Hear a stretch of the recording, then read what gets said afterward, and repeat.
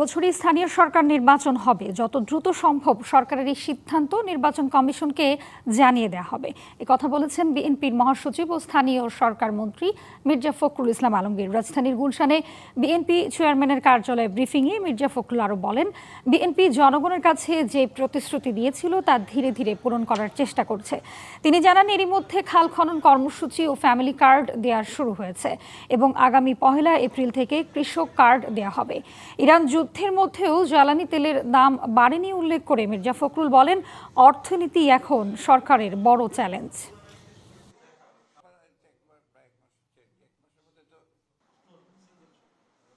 বিএনপির গভর্নমেন্টে যখনই আসে তখনই একটা করে ঝামেলা আসে আর কি। এর আগেও দেখা গেছে।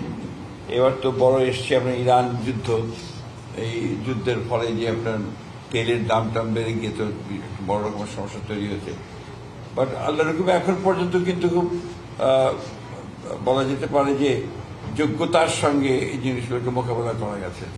নগদ নিয়ে এলো হার না মানা হার অফার।